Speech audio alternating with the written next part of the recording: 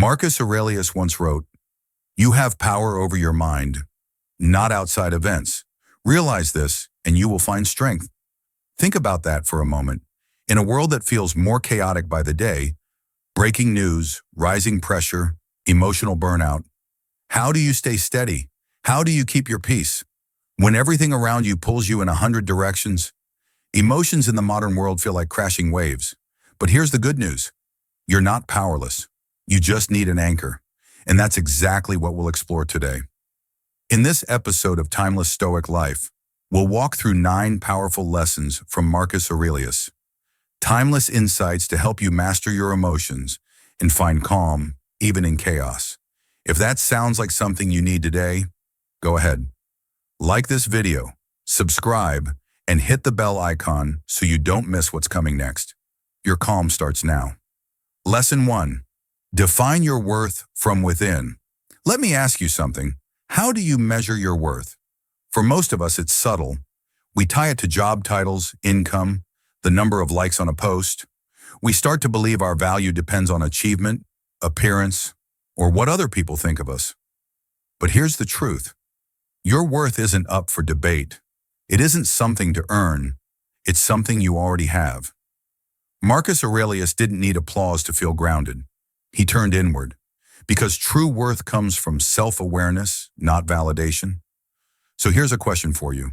If no one could applaud, criticize, or compare, who would you be? Take time to reflect. Your values, your character, your effort. They define you far more than status ever could. And once you stop chasing approval, you start living with purpose. Lesson 2. Cultivate self-compassion. How do you speak to yourself when no one's listening? For most of us, the inner voice isn't kind. It's critical, relentless, unforgiving. But imagine if you spoke to a friend the way you speak to yourself. Would they feel safe or broken? Marcus Aurelius led armies. Yet in his private journal, he wrote with humility and gentleness. That's self-compassion. And it's one of the most powerful Stoic tools we forget to practice. Because growth doesn't come from beating yourself up. It comes from honest reflection, followed by care. So next time you fall short, don't ask, "What's wrong with me?" Ask, "What can I learn? And how can I support myself through it?" The Stoic isn't emotionless. He just refuses to be cruel, even to himself. Lesson 3. Set boundaries with strength and self-respect. Let's talk about a powerful form of self-worth. Boundaries. Not walls, not cold silence, but healthy, intentional boundaries that say, "This is what I accept. This is what I won't." You see, the world will always ask for more of your time, your energy, your attention. And if you don't decide where your line is, someone else will. Marcus Aurelius faced the demands of an empire, yet he reminded himself daily, withdraw into yourself. The mind has its own place. That's what boundaries are, a quiet retreat back to your values. So ask yourself, where am I saying yes out of fear when I need to say no from self-respect? Setting boundaries isn't selfish. It's self-respect in action. It's how the Stoic protects their peace and honors their worth. Lesson 4. Practice self-care as an act of inner worth. Self-care isn't a luxury. It's not a spa day or something you earn after burnout. It's a daily reminder. I matter. My well-being is worth protecting. The Stoics didn't use the term self-care, but they lived it. They walked in nature. They wrote their thoughts. They rose early. They embraced discomfort, not to suffer, but to stay strong. Marcus Aurelius reminded himself, your soul takes on the color of your thoughts. So what are you feeding your mind? Your body? Your spirit? Self-care is how you show up with presence, how you build the strength to serve others without losing yourself. So carve out that hour. Unplug, breathe, move, reflect. You don't take care of yourself because you're fragile. You do it because you're valuable. Lesson 5. Embrace your uniqueness without comparison. Have you ever scrolled through social media and felt less? Like no matter what you do, someone's always doing more, looking better, achieving faster, living louder. It's a trap, and the Stoics knew how dangerous it is. Comparison is the thief of clarity. Epictetus taught, don't look at others who seem to be doing better.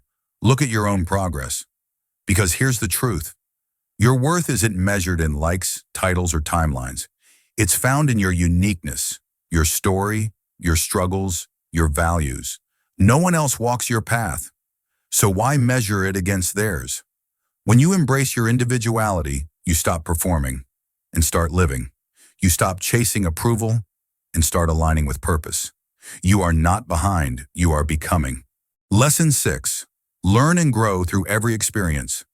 Some people think self-worth comes from never failing, but the Stoics would say it comes from how you rise after you fall. Marcus Aurelius wrote in his journal, every single day, not to celebrate victories, but to reflect on his struggles. Because he knew, growth isn't proof that you're worthy, it's the process that reveals your worth.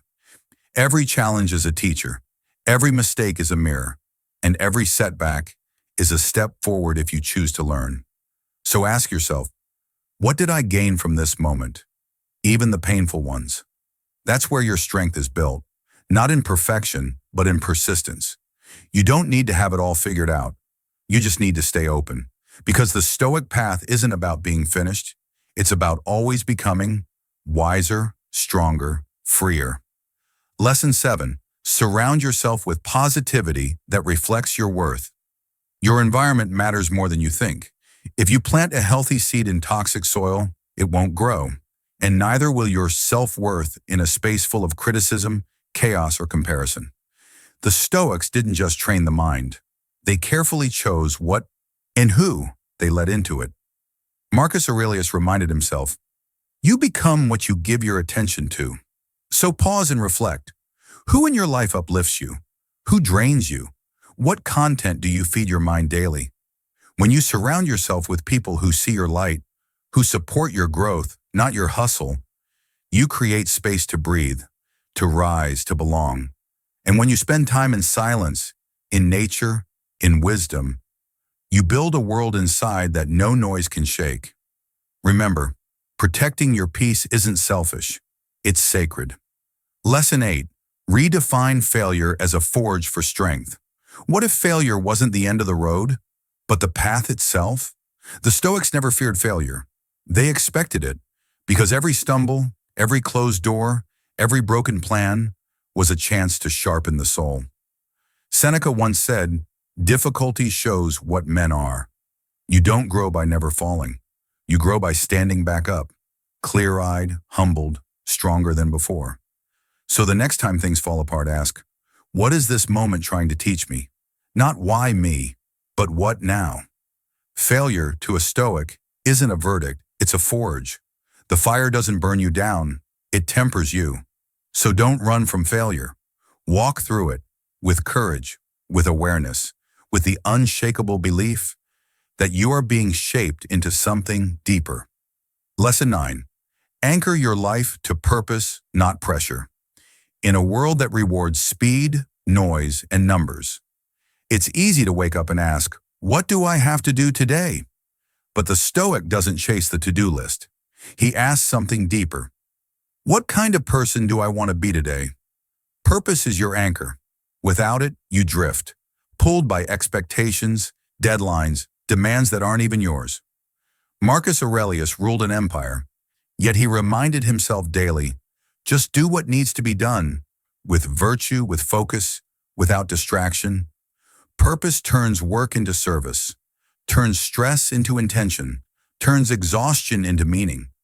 So take a breath, strip away the noise, then ask yourself, if I could only do one thing today that reflects who I truly am, what would it be? Pressure screams, purpose whispers, and when you follow that whisper, you don't just survive the day, you live it with clarity. Elevate your worth. Your self-worth is not a destination you arrive at.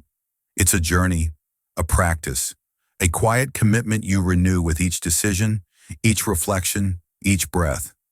Every time you choose compassion over criticism, clarity over chaos, authenticity over approval, You are strengthening that foundation. These 9 lessons, they're not just ideas. They're tools. They're anchors for when life gets loud and you start to doubt who you are. Repeat them, live them, and you'll discover that true worth isn't found outside. It's built from within. Thank you for joining us on this journey. We hope these reflections inspired a moment of pause, a breath of strength, and a reminder that your life is yours to live, with truth, with self-respect, and with grace. And if this message helped you today, share it with someone walking their own path. Be real, be kind to yourself, be whole,